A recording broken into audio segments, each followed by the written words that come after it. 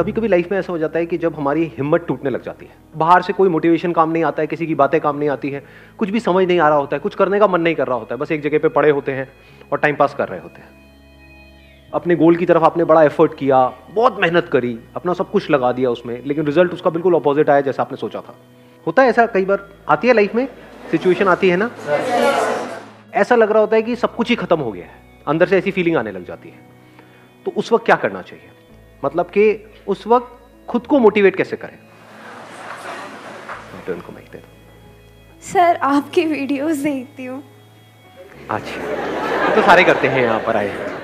तो मेरे जब वीडियोस देखते हो तो काम करता है, वो रिलेटेबल होता फर्क पड़ता है, बहुत फर्क पड़ता है। Even you are a life giving person.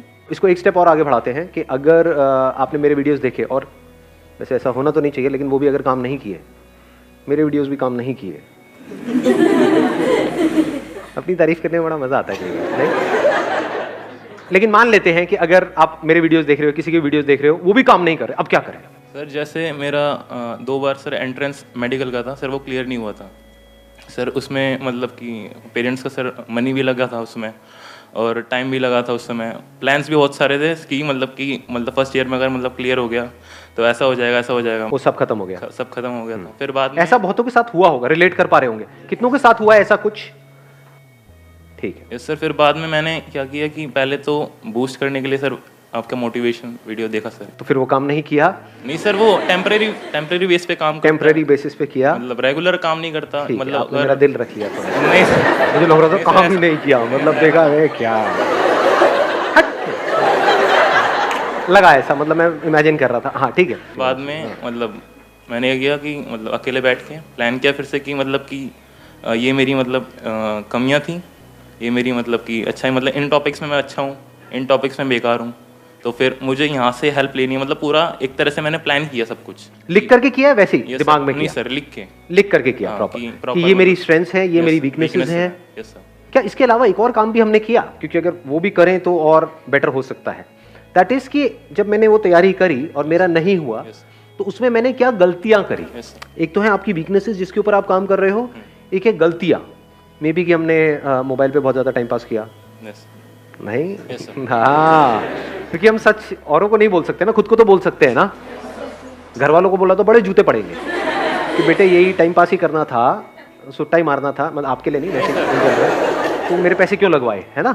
Yes sir. तो क्या ऐसा भी हम करते हैं लिख करके? कितने लोग एक्चुअल में करते हैं? बहुत कम, 2-3 लोग सर। वो भी सर टेम्परेरी, वो भी हम सीरियसली नहीं करते। Yes, sir, seriously समझ के नहीं दो चीजें यहाँ पे करनी जरूरी है। एक तो ये पहले समझो क्या आपकी वीकनेसेस थी, और अगली बार अगर आप दोबारा से अटेम्प्ट करने वाले हो उसको स्ट्रेंथ्स में कन्वर्ट करना है। और अपने आप से ये भी सच बोलो कि क्या ऐसा हो सकता है, नहीं हो सकता है, कहीं मैं दोबारा अपना टाइम तो नहीं खराब करने वाला। कुछ ऐसी भी वीकनेसेस होती है किसी की, जैसे फॉर एग्जाम्पल सिंगिंग के लिए आप ट्राई कर रहे हो और आपकी आवाज ऐसी है कि जो भी सुनता है कान से खून निकलने लग जाता है, तो आप कह रहे हो कि यार मेरी वीकनेस है, मैं स्ट्रेंथ बना दूंगा। ठीक है, अच्छा है, ऑप्टिमिज्म अच्छा है, बट एक हद होती है ना, मतलब तो इस तरह से अपने आप से सच बोलना होता है कि मेरी वो वीकनेसेस है, उसको स्ट्रेंथ्स में कन्वर्ट करना है। उसके लिए क्या करना पड़ेगा? उसके लिए there is a price to pay. Effort लगाना पड़ेगा, हार्डवर्क करना पड़ेगा, पता नहीं क्या क्या करना पड़ेगा। क्या वो मैं करने के लिए तैयार हूं? क्या वो मैं कर सकता हूं? इफ यू से यस तो नेक्स्ट स्टेप पे जाओ, इफ यू से नो तो बात वहीं पे खत्म हो गई, अब कुछ और सोचो। नंबर 1। नंबर 2, उस वक्त मैंने क्या गलतियां करी? क्योंकि आप कुछ भी करते हो तो कुछ ना कुछ सोच समझ के करते हो, तो वो नहीं हुआ, दैट मींस आपको लग रहा था कि मैं कर लूंगा लेकिन नहीं हुआ, इसका मतलब पक्का है कि हमने बहुत सारी गलतियां करी है, उसको भी लिख लो। तो इससे क्या हो रहा है, हम प्रॉब्लम ओरिएंटेड थे, अब हम सॉल्यूशन ओरिएंटेड बन रहे हैं। प्रॉब्लम क्या है कि नहीं हुआ, मेरा नहीं हुआ, अब क्या होगा, पैसा चला गया, ये हो गया, ये सब क्या है? Problem oriented approach. आप क्या बन गए अब? Solution oriented. इसके बेस पे आपको एक बिल्कुल क्लियर आंसर मिल जाएगा कि आप दोबारा अटेम्प्ट करना है या नहीं करना है। क्योंकि अगर आप वही गलतियां दोबारा से करने वाले हो जो पिछली बार करी, तो छोड़ दो, मत करो, don't waste your time, at least कुछ और तो करो। नहीं तो वही रिजल्ट आएगा जो पिछली बार आया। हाँ, आप माइक दे दो इनको। सर सबसे पहले तो मैं ये बोलना चाहती हूँ कि जो फर्स्ट ऑफ ऑल जो हमारी थिंकिंग है ना, जो हमें डिस्ट्रैक्ट कर रही है कि हम आगे नहीं बढ़ सकते, हम नहीं बढ़ सकते हैं, उसे हमें स्टॉप करना चाहिए और बस यही बोलते रहना चाहिए कि आगे बढ़ो, आगे बढ़ो, आगे बढ़ो। लेकिन उसको स्टॉप कैसे करें? कैसे वहां से बाहर निकले? That is the point. वो बड़ा एक गंदी स्टेट होती है जिसमें हम जा करके फंस जाते हैं। ऐसा हुआ है, आप लोगों ने एक्सपीरियंस किया है ना? ज्यादा कुछ हुआ करने का है। मन नहीं कर रहा होता है। बहुत ज्यादा, हाँ। मतलब उसी में हम खोए रहते हैं कि और वही हमारे साथ थॉट्स ये रिपीट हुआ। मोड पे चल रहे होते हैं, एक ही तरह के थॉट्स बार बार आ रहे होते हैं। कुछ देर के लिए आप अपना ध्यान उन थॉट से हटाते हो, कुछ नया सोचते हो, लेकिन फिर ध्यान वहीं चला जाता है, वही प्ले होने लग जाता है। हमारे इसको इस साथ तरीके से जो कह हुआ सकते हो, एक तरह से सोचने की आदत पड़ जाती है। 2-4 दिन में, 5 दिन में होता नहीं है, 2-4 दिन तक आप एक ही तरह का काम करते रहो, कुछ भी करते रहो। जैसे अभी मैं हाथ हिला रहा हूँ, 2-4 दिन तक ऐसे ऐसे करता रहो, उस दिन मिलूंगा, आए आओ भाई क्या गंदे गंदे इशारे कर रहा है। सो द पॉइंट इज कि एक तरह से अगर हम सोचते रहे नॉन स्टॉप 2 दिन 4 दिन, तो आदत पड़ जाती है, हैबिट, एक तरह की हैबिट पड़ जाती है उस तरह से सोचने की। और जितना आप कहते हो ऐसा नहीं करना है, वो उतना ही पावरफुल होता चला जाता है। हाँ, ये क्योंकि सबसे जैसे ध्यान थोड़ी problem देर के लिए हटता है, फिर वापस से वहां आता है, तो और गुस्सा आता है। तो अब कैसे वहां से बाहर आए? और बाहर ऐसे नहीं कि कुछ दिनों में बाहर आए, इमीडिएटली इंस्टेंटली वहां से बाहर कैसे आए? अपने आप को शीशे में देखो। है। सर रोज देखते हैं। मजाक उड़ा रहे हैं आप मेरा?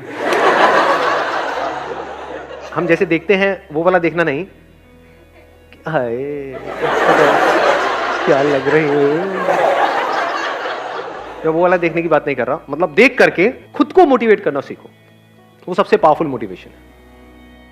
क्या क्या ऐसे काम है जिसमें आप मास्टरी को अचीव कर सकते हो सकता है वो आपके करियर से रिलेटेड हो सकता है ना हो। ध्यान से समझ लेना इस चीज को।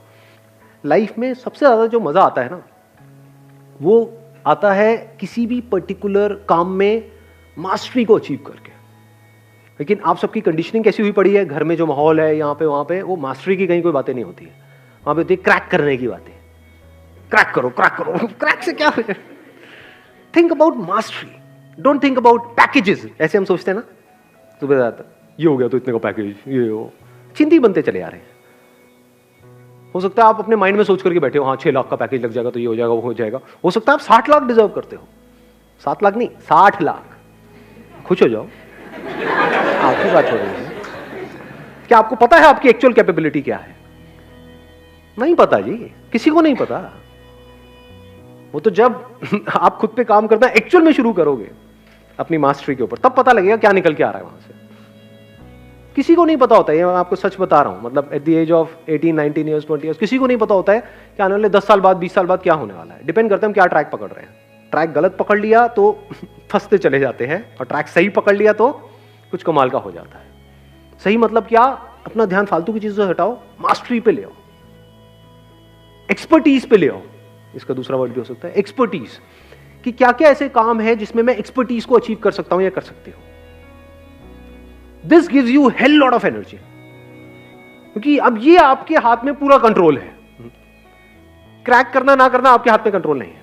कंपटीशन है, बहुत सारे फैक्टर्स वहां पे और प्ले हो रहे हैं। बट क्रैक करने के लिए जिस टॉपिक को मास्टर करना है, वो किसके हाथ में है? वो आपके हाथ में है। वो करने के बाद भी आपका हो या ना हो, वो किसके हाथ में है? वो आपके हाथ में नहीं है। फॉर एग्जाम्पल, किसी कंपनी में अप्लाई कर रहे हो जॉब के लिए, तो वहां पे कितना पैकेज आपको मिलेगा, कितना नहीं मिलेगा, किसके हाथ में है? आपके हाथ में है। वो कब है आपके हाथ में? जब एक्चुअल में आप एक्सपर्ट हो किसी पर्टिकुलर फील्ड के, तब आपके हाथ में है। तब आपसे एक्चुअल में पूछा जाएगा कि हाँ व्हाट डू यू एक्सपेक्ट। नहीं तो नाम के लिए पूछा जाएगा। आपसे पूछेंगे हाँ भाई what do you expect. Sir I expect around 50 lakh rupees per annum. 5,000 रुपये महीने का मिलेगा, करना है कर। ठीक है सर, जैसे आप कहें। तो if you set your goals correctly based upon mastery, mastery आप 2 तरह की चीजों में अचीव कर सकते हो ना। एक वो जिसका कनेक्शन पैसे से है, दूसरा जिसका कनेक्शन पैसे से नहीं है। फॉर एग्जाम्पल, आपको बैडमिंटन खेलने का शौक है, उसमें आपको मेडल नहीं लेना है, आप तैयारी किसकी कर रहे हो? किसी एंट्रेंस की कर रहे हो। तो क्या आप शीशे में देख करके खुद को ये नहीं बोल सकते कि I am going to be a master of this badminton what I am playing, इसमें मुझे मास्टरी को अचीव करना। अच्छा, उससे क्या होगा? पैसा मिलेगा? नहीं मिलेगा। एनर्जी मिलेगी या नहीं मिलेगी? एक डायरेक्शन मिलेगी या नहीं मिलेगी? हम लाइफ को ना बड़ा लीनियर तरीके से देखते हैं कि एंट्रेंस क्रैक करना है, इसका मतलब क्या है कि मेरे को दिन में 12 घंटे पढ़ना है, 16 घंटे पढ़ना है, और फिर ये करता चला जाऊंगा, वो क्रैक हो जाएगा। क्या 12 घंटे 16 घंटे पढ़ना इंपॉर्टेंट है या क्वालिटी ऑफ टाइम इंपॉर्टेंट है? What do we mean by quality of time?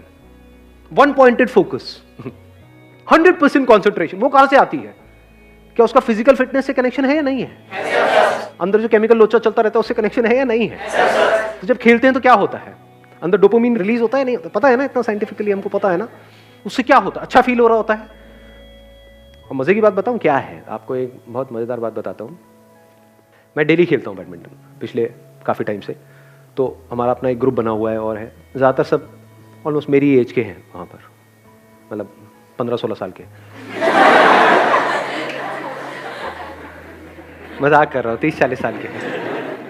उनमें से एक बार एक बंदे ने एक बड़ी सही बात बोली थी। उसने बोला, यार क्या होता है वहाँ पे, यारी दोस्ती वाला हमारा माहौल है, कहता है क्या होता है कि ये जो 1 घंटा सुबह हमको खेलने को मिलता है ना, इससे पूरे दिन का जो टॉर्चर होता है ना ऑफिस में, घर पे, वो सहने की ताकत आ जाती है। There is something to look up to. Wait होता है हमें कि सुबह के 6 बजे और हम सब साथ में आए और खेलें, कि 1 घंटा मुझे सब कुछ भुला देता है। पावरफुल है स्टेटमेंट या नहीं है? कि ऐसे हम कभी सोचते हैं?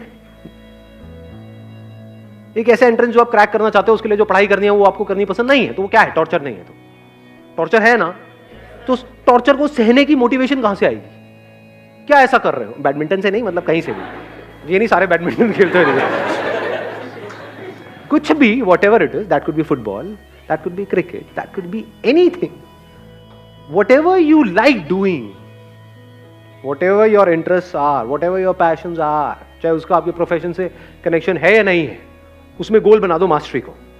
I want to be the best in it, as best as I can, not in comparison to somebody. मुझे अपना बेस्ट वर्जन बनना है। तो जब इस तरीके से आप उसके लिए बोल रहे हो, तो क्या यही फीलिंग उसमें भी नहीं आएगी जो आप तैयारी करने वाले हो? लगाओ थोड़ा सा दिमाग। एक एटीट्यूड ही तो होता है, और क्या है? ग्रो करना है, अपने आप को बेटर बनाना है। जिसका ये एटीट्यूड है, क्या उसका हर चीज में एटीट्यूड नहीं आने लग जाएगा? फिर अब आप अपने आप को शीशे में देख करके बोल सकते हो, I am going to be the master of this particular topic. देखता हूं कौन मुझे रोकता है। I am going to be the master of this particular game. Then you can extend it further by saying, I am going to be the master of the game of life. Who is the master of life? लगाओ थोड़ा सा दिमाग। जिसने अपनी life की सारी problems को लड़ लिया। जिसने अपनी लाइफ की सारी प्रॉब्लम्स को लड़ लिया है, सॉल्व कर दिया। क्या लाइफ की सारी प्रॉब्लम्स कभी सॉल्व हो सकती है? तो who is the real master of life? लगाओ थोड़ा सा दिमाग लगाओ। सर, जिसने अपने माइंड को कंकर कर लिया। जिसने अपने माइंड को कॉन्कर कर लिया, आपके थॉट्स, फीलिंग्स, इमोशंस जो आपकी पूरी लाइफ को कंट्रोल कर रहे हैं, जो आपके एक्शंस को कंट्रोल कर रहे हैं। तो अगर आपने माइंड को कॉन्कर कर लिया, तो अपने एक्शंस को भी कॉन्कर कर लिया। एक्शंस को कॉन्कर कर लिया, तो आउटकम को कॉन्कर नहीं कर लिया। लगाओ थोड़ा सा दिमाग अंकल आंटी। समझे मैंने भी क्या बोला है? जिसने अपने माइंड को कॉन्कर कर लिया, यानी अपने थॉट्स को, फीलिंग्स को, इमोशंस को अच्छे से समझ करके, नॉट फोर्सफुली, क्योंकि फोर्सफुली आप कभी कॉन्कर नहीं कर सकते। Mind is extremely powerful. With understanding, with patience आप उसको कंट्रोल कर सकते हो। तो आप कह सकते हो माइंड को समझ लेना मतलब माइंड को कंट्रोल कर लेना। अब माइंड को कंट्रोल करने की शुरुआत कहां से होती है? ध्यान से समझना। Something which you are passionate about, अगर उसमें आप मास्टरी को अचीव कर लो, तो क्या माइंड के एक एस्पेक्ट को आपने कंट्रोल किया है? नहीं किया। माइंड को कॉन्कर करने की शुरुआत यहीं से होती है। माइंड कंट्रोल का मतलब क्या? जिसने अपनी माइंड को कंट्रोल कर लिया है, उसने लाइफ को मास्टर कर लिया। मतलब क्या? माइंड को समझ लिया है। क्या माइंड को समझते हैं? और माइंड को समझने का मतलब क्या? What is mind? दिमाग ब्लैंक होने लग जाता है ना एकदम। What is mind? माइंड तो ब्रेन है, माइंड तो थॉट्स है। मतलब अभी देखो, अभी ये कीड़ा कितना गंदा कीड़ा है, ये देख रहे हो अभी कितना गंदा कीड़ा है मेरे अंदर। आप लोग सब हिम्मत हार चुके हो, मुझे दिख रहा है शक्लों से। सर बस करो ना, अब क्या रह गया? समझ आ तो गया है? पागल हो गया और डेप्थ में जा रहे हो, हर चीज के डेप्थ में जाना है, डीप में जाना है, डीप में जाना है। समझ नहीं आता कि आपको बात एक बार में। ऐसे ही जैसे ये कीड़ा अभी अंदर है ना, घुसा हुआ है, इसी तरीके से मैं काम में डेप्थ में जा रहा हूं। तो अब डेप्थ में जाने की आदत कहां से पड़ेगी? आदत अच्छी है बुरी है? फॉर एग्जाम्पल आप एक्टर हो, एक्टिंग की अगर आप डेप्थ में जा रहे हो, जिस भी कैरेक्टर को आप प्ले करने वाले हो उसकी आप पूरी डेप्थ में चले जाओ, ये अच्छा है बुरा है? या उस कैरेक्टर को आप समझो ही नहीं। किसी का कैरेक्टर आप प्ले कर रहे हो, वो कुछ और बोल रहा है, वो कुछ और कर रहा है, आप कुछ और कर रहे हो, तो कॉमेडी नहीं लगेगा वो देख करके। लेकिन अगर आप उसकी डेप्थ में चले, अभी डेप्थ में जाने की आदत कहां से पड़ती है? ये कीड़ा कहां से हमारे अंदर आता है? देखो, दो तरह के काम है इस दुनिया में, एक वो जिसमें आपका इंटरेस्ट है, दूसरा वो जिसमें कोई इंटरेस्ट नहीं है। तो शुरुआत कहां से करनी चाहिए? इंटरेस्ट है, क्या ऐसा करते हो? वो तो काम आप करते ही नहीं, क्योंकि वहां से तो पैसा ही नहीं आता है। उस काम को करवाने में ना घर वालों को इंटरेस्ट है। काम क्या करवाना है? जहां से पैसा है। वो क्या काम है? इस एंट्रेंस की तैयारी है, ये है, वो है, पढ़ाई है, ये है, वो है। उसमें इंटरेस्ट है क्या?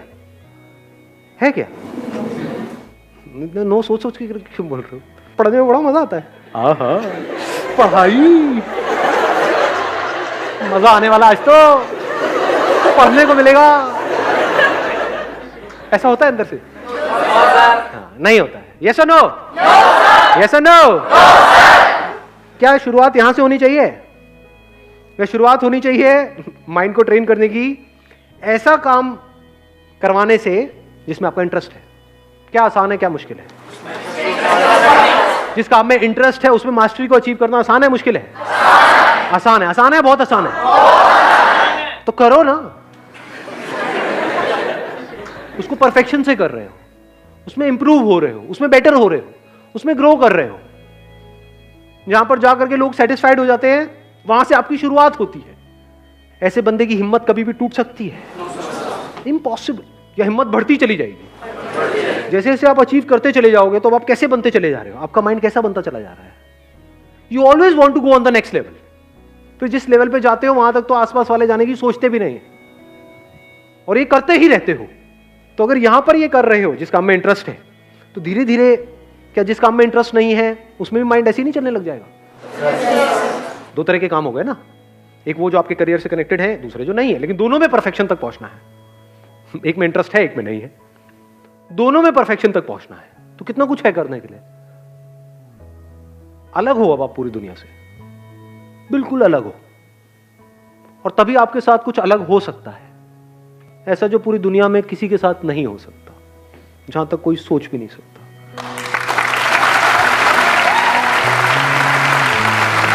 Thank you sir.